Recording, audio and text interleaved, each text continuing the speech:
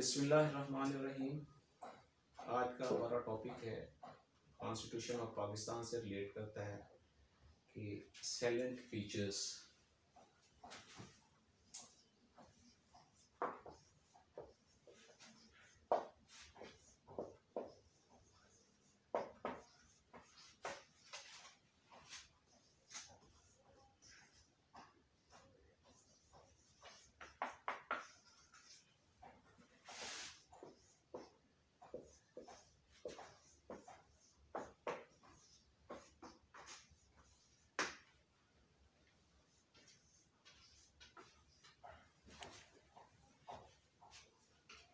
Discuss the salient features of constitution of Pakistan 1973। तो इसमें जो constitution of Pakistan was adopted on April 12, 1973. The Constitution fully represents the ideology and democratic aspiration of the people of Pakistan. तो जो इसके salient features हैं वो आज हम डिस्कस करेंगे। तो उसमें जो सबसे पहले प्रियम्बल है, इसमें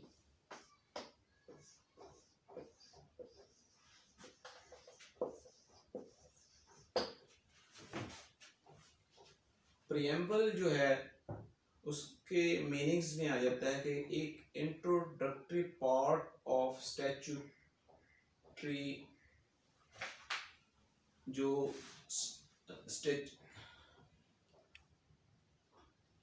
introductory part of stature. It is not the part of constitution. It is stand in it that sovereignty over entire universe to Almighty Allah. ये preamble जो है इसमें ये कॉन्स्टिट्यूशन का हिस्सा नहीं है, लेकिन ये कॉन्स्टिट्यूशन का एक इब्तदाइया है जिसमें ये चीज़ बयान की गई है कि तमाम जो इक़्तिदार आला है उसका मंबा अल्लाह ताला की ज़ात है। तो इसमें जो उसका हमारे कॉन्स्टिट्यूशन का जो सेकंड फीचर है कि ये हमें बताता है एक फेडरल फॉर्म ऑफ गवर्नमेंट के बारे में।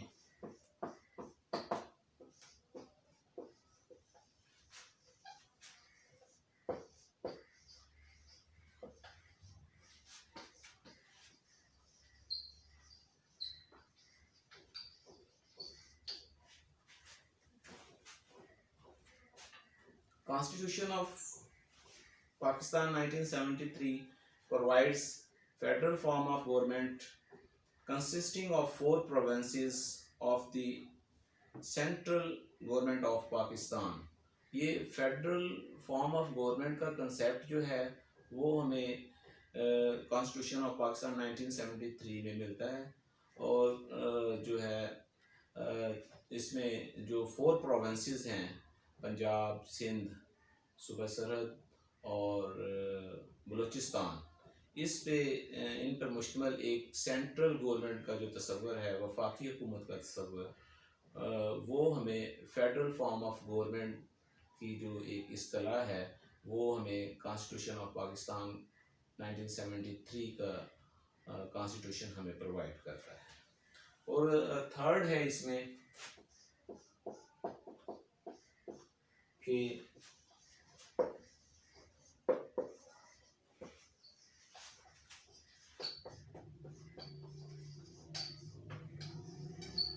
ये एक रिजिड कॉन्स्टिट्यूशन है। Constitution of Pakistan 1973 is rigid because amendment procedure is not easy. Constitution of Pakistan में एक रिजिडनेस का आंसर है क्योंकि इसमें कोई भी जो अमेंडमेंट का जो प्रोसीजर किया जाएगा वो इतना इजी नहीं है, क्योंकि कोई भी अमेंडमेंट अगर की जाएगी तो वो 1/3 अक्सरियत के साथ उसको जो है वो मंजूर किया जाएगा। और जो इसका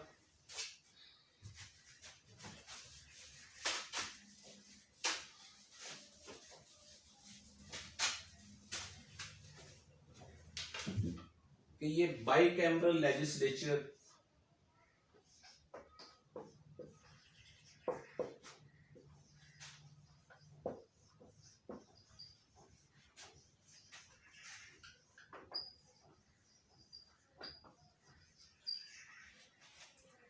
इसमें हमें बाइकैमरल लेजिस्लेचर का जो है वो भी एक तस्वर मिलता है।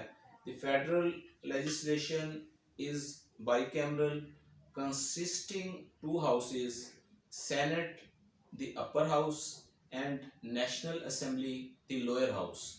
के जो बाइकैमरल लेजिस्लेटिंग सिस्टम जो है उसमें जो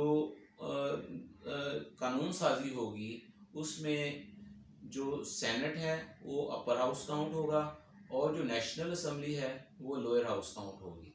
तो इसमें जो भी लेजिस्लेशन होगी वो बाइकैमरल सिस्टम के लेजिस्लेशन के पॉइंट ऑफ व्यू से जो है वो हमें इसका भी तस्वर मिलता है कॉन्स्टिट्यूशन ऑफ पाकिस्तान 1973 में। और इसी तरह जो इसका नेक्स्ट है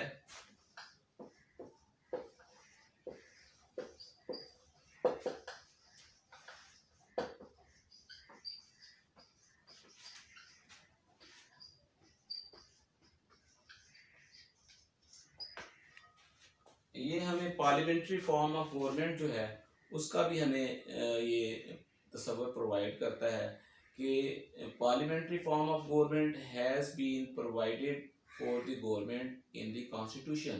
कि जो हमारे मुल्क में जो पार्लिमानी निज़ाम हुकूमत होगा वो किस तरह से चलाया जाएगा ये कॉन्स्टिट्यूशन ऑफ पाकिस्तान 1973 हमें बताता है। इस तरह इसकी एक और नुमाया खसूसियत जो है फंडामेंटल राइट्स।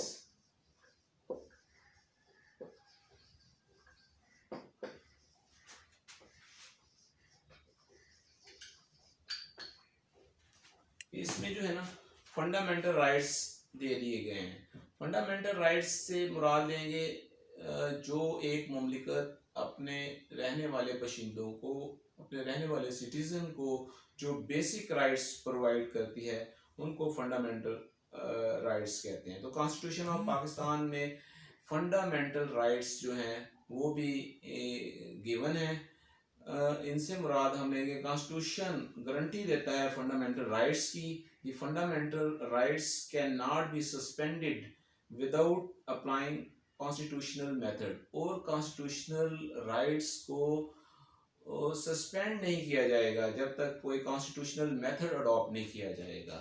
तो इसकी जो नेक्स्ट जो नुमाया खसूसियत है कि इसमें हमें डायरेक्ट इलेक्शन का तस्वर भी मिलता है।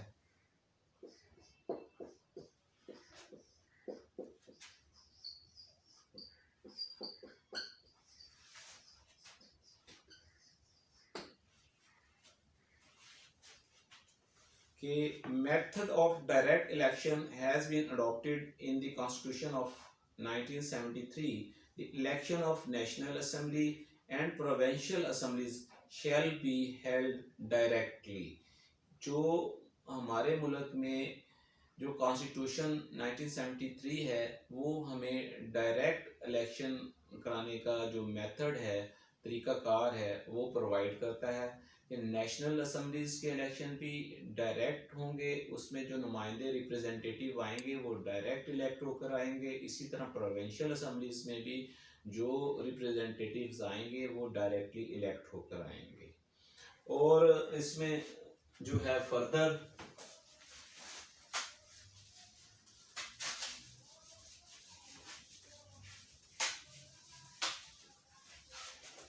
हमें जो इसमें नेक्स्ट इसकी हमारे कॉन्स्टिट्यूशन की जो खसूसियत है वो है independence of judiciary.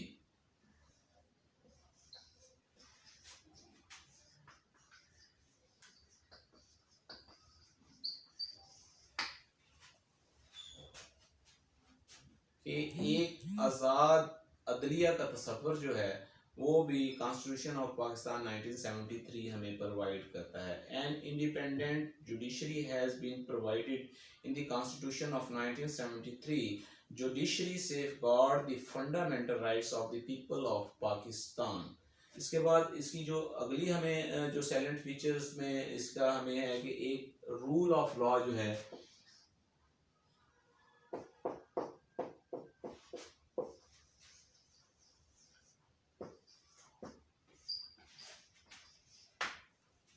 Constitution of Pakistan हमें जो है रूल ऑफ लॉ के मतलब भी इसमें गिवन है कि एक आज़ाद मुमलिकत जो है उसमें रूल ऑफ लॉ का होना कितना ज़रूरी है, कि कानून की हुक्मरानी के मतलब जो है वो भी हमें कॉन्स्टिट्यूशन ऑफ पाकिस्तान 1973 जो है वो उसमें हमें प्रोवाइड करता है तमाम रूल ऑफ लॉ के बारे में। Every citizen shall have the protection of law, कि तमाम शहरी जो रहने वाले बशिंदे हैं उनको कानून का कानूनी तौर पर उनको तहफ़्फ़ुज़ हासिल होगा। And shall not be treated otherwise than in accordance with law, और इलीगली उनको ट्रीट नहीं किया जाएगा। उसके बाद हमें कॉन्स्टिट्यूशन ऑफ पाकिस्तान हमें जो बताता है कि ऑफिशियल लैंग्वेज क्या होगी।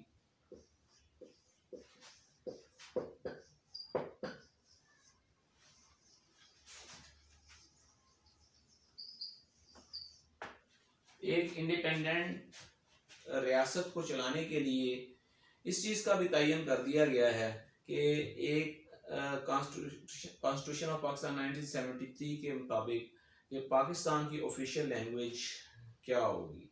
In accordance with article 251 the present constitution, Urdu has been declared as national language of Pakistan but official language is English.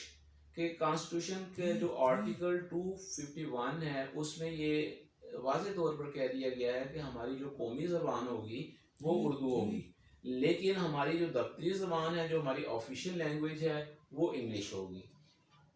तो इसमें इसके अलावा जो है जो इसमें नुमाया नेक्स्ट इसमें खसूसियत है वो है प्रिंसिपल ऑफ पॉलिसी।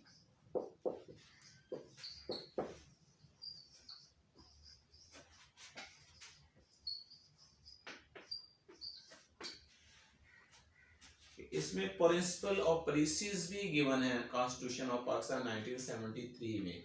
ये हम हिकमत अमली के असूल इसमें लेंगे। इससे मुराद इसमें ये बता दिया गया है कि एक रियासत को चलाने के लिए किस तरह की हिकमत अमली को अडॉप्ट किया जाएगा और किस तरह से जो है एक रियासत के अमूर चलाए जाएंगे। जो constitution of Pakistan principle of policy provide किए गए हैं वो एक स्टेट के लिए एक गाइडिंग प्रिंसिपल जो है वो जो है तस्वर किए जाएंगे। जो एक डायरेक्टिव पॉलिसी का तस्वर जो है एक स्टेट के लिए, स्टेट के अमूर को चलाने के लिए, वो हमें constitution of Pakistan 1973 principle of policies की सूरत में हमें प्रोवाइड करता है। उसके बाद हम कॉन्स्टिट्यूशन ऑफ 1973 की जो एक और नुमाया खसूसियत जिसका हम तस्करा करेंगे वो है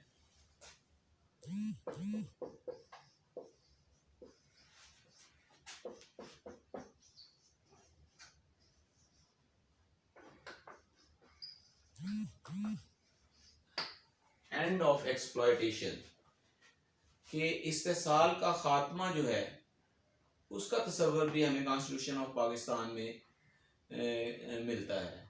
कॉन्स्टिट्यूशन ऑफ पाकिस्तान में ये गिवन है कि किसी किस्म की भी जो एक्सप्लॉयटेशन होगी वो उसका जो है वो खात्मा किया जाएगा एक आज़ाद रियासत में। Exploitation of any kind has been abrogated in the constitution of 1973।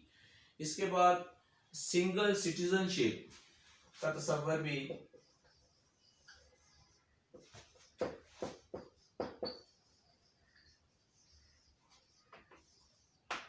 ये भी हमें कॉन्स्टिट्यूशन ऑफ पाकिस्तान में मिलता है। The constitution of 1973 provide single citizenship, जो यहाँ के रहने वाले बाशिंदे हैं वो दोहरी शहरियत के हामिल नहीं होंगे। जो भी दोहरी शहरियत का हामिल बाशिंदा होगा वो मुमलिकत के जो अमूर होंगे उनको चलाने के लिए बतौर रिप्रेजेंटेटिव जो है वो सिलेक्ट नहीं होगा। तो ये चीज़ भी कॉन्स्टिट्यूशन में वजाहत के साथ दे दी गई है। उसके बाद system of check and balance.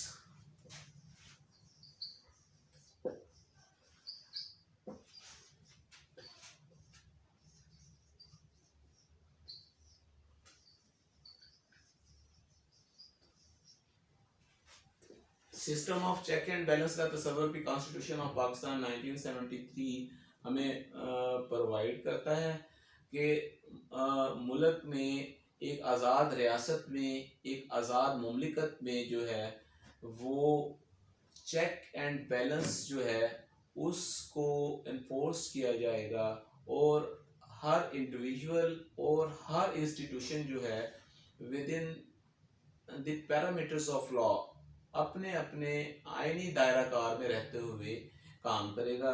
अगर वो इससे एक्सेस करेंगे तो उसको जो है system of check and balance के ज़रिए जो है उनको वो जवाबदेह होंगे।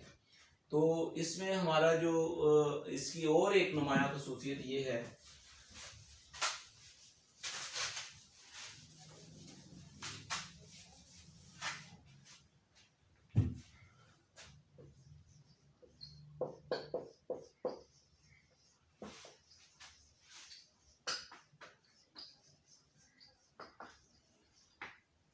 कि कॉन्स्टिट्यूशन ऑफ पाकिस्तान 1973 एक रिटन कॉन्स्टिट्यूशन है। तो इसमें कम बेश 280 क्लासेस हैं और ये 6 शेड्यूल जो हैं वो इसमें मेंशन किए गए हैं। तो कॉन्स्टिट्यूशन ऑफ पाकिस्तान 1973 एक रिटन शक्ल में मौजूद है जिसमें 280 क्लासेस और 6 शेड्यूल जो हैं वो प्रोवाइड किए गए हैं, जो एक आज़ाद मुमलिकत को चलाने के लिए जिसमें मुकम्मल तौर पर एक लाहा अमल और एक तरीक़ाकार वज़ा कर दिया गया है, एक स्ट्रक्चर प्रोवाइड कर दिया गया है। उसके बाद कॉन्स्टिट्यूशन ऑफ पाकिस्तान में राइट ऑफ माइनॉरिटीज़,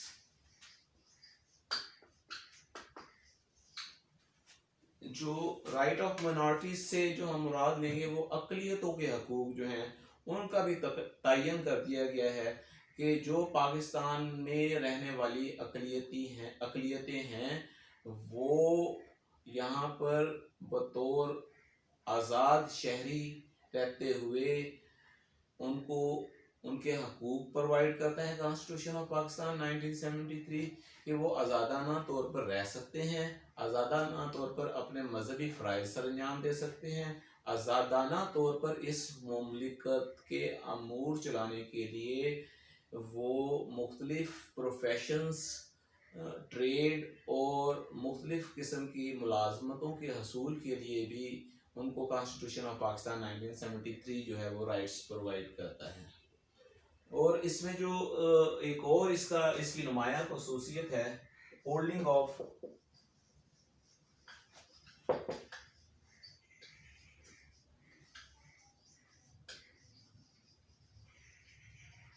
रेफरेंडम कि हमारे कॉन्स्टिट्यूशन ऑफ 1973 में एक रेफरेंडम का तस्वर भी है।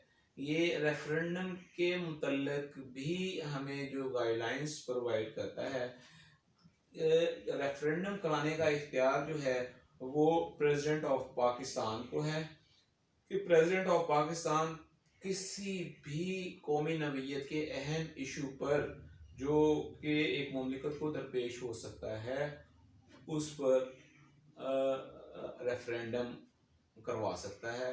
रेफरेंडम से मुराद होगा कि एक जो राय दहिंदगान हैं वो अपनी राय के ज़रिए उस कौमी इशू पर अजहार ख्याल करते हुए वोटिंग में हिस्सा लेंगे और उसको डिसाइड करेंगे।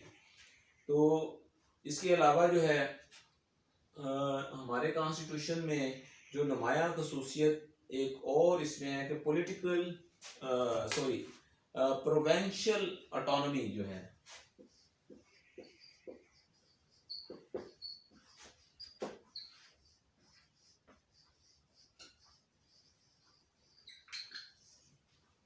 प्रोविंशियल ऑटोनॉमी का तस्वर भी हमें मिलता है। प्रोविंशियल ऑटोनॉमी से मुराद हम लेंगे कि एक सूबाई खुद मुख्तारी जो है वो भी कॉन्स्टिट्यूशन ऑफ पाकिस्तान जो सूबों को एक खुद मुख्तारी के हवाले से जो है, प्रोविंशियल ऑटोनॉमी के हवाले से जो है वो इख्तियारात देता है। The provinces of Pakistan enjoy full freedom under 1973 constitution. A province may initiate legislation on any common subject, कि सूबे जो हैं वो प्रोविंशियल लेवल पर खुद भी लेजिस्लेशन कर सकते हैं। तो ये भी कॉन्स्टिट्यूशन ऑफ पाकिस्तान की एक नुमाया खसूसियत है। और नेक्स्ट इसमें जो है कॉन्स्टिट्यूशन ऑफ पाकिस्तान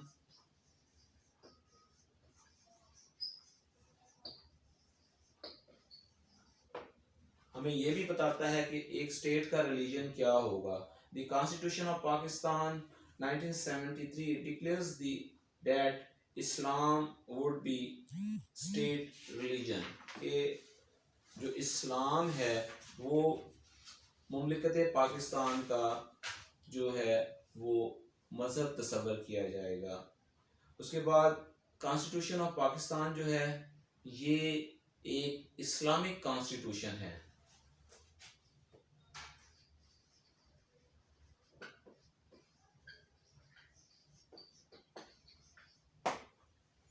इससे हमें ये भी अखज़ करने में होता है कि ये हमें कॉन्स्टिट्यूशन ऑफ पाकिस्तान हमें बताता है कि constitution of Pakistan 1973 is an Islamic constitution. The constitution of Pakistan 1973 is regarded as an Islamic constitution.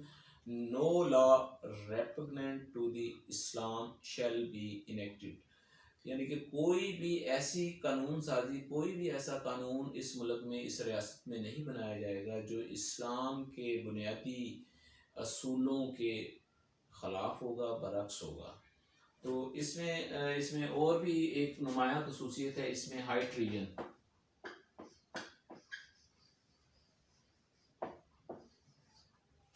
तो ये जो हाई ट्रीजन है इससे हम मुराद लेंगे कि बगावत के मीनिंग्स में ये आएंगे, बदखाही के मीनिंग्स में ये चीज़ आती है कि एक अपने मुल्क से किसी किस्म की अगर कोई गद्दारी करेगा उस स्टेट का रहने वाला बाशिंदा, इंडिविजुअल या एज एन इंस्टीट्यूशनल हेड, तो उसके लिए भी एक तरीक़ाकार प्रोवाइड कर दिया गया है कि वो हाई ट्रीजन के ज़ुमरे में आएगा। The abrogation of the constitution through unconstitutional means is high treason, कि जो भी कॉन्स्टिट्यूशन के ख़िलाफ़ जो इसमें मुसलमान असूल्स का मुतय्यन कर दिया गया है उसके ख़िलाफ़ कोई भी किसी किस्म की भी एप्रोगेशन की जाएगी तो वो हाई ट्रीजन के ज़ुमरे में आएगी। It can not be abrogated by the use of force. और इसमें जो हमारे कॉन्स्टिट्यूशन की एक और नुमाया खसूसियत जो मैं कहूँगा कि बहुत ही ज़्यादा इम्पोर्टेंट है, equal rights of women.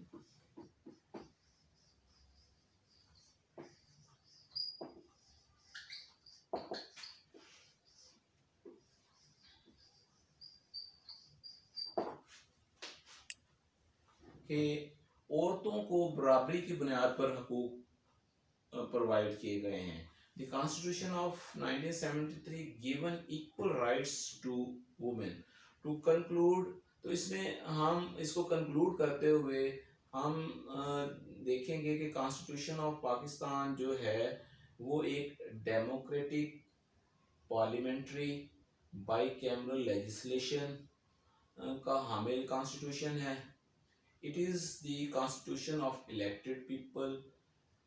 All major political parties of Pakistan unanimously accepted the Constitution of Pakistan 1973, जिसमें हमा किस्म के जो है वो नुमाया खसूसियात का हामिल जिसको हम कह सकते हैं कॉन्स्टिट्यूशन ऑफ 1973 को, तो उसमें तमाम किस्म की वो खसूसियात पाई जाती हैं जो एक रियासत को चलाने के लिए, एक रियासत के अमूर को चलाने के लिए और एक रियासत की सॉवरनिटी को जो कायम रखने के लिए और एक इंडिविजुअल के जो राइट्स हैं उनकी प्रोटेक्शन के लिए मुकम्मल तौर पर एक स्ट्रक्चर, एक असूल और ज़ाब्ता कार प्रोवाइड कर दिया गया है।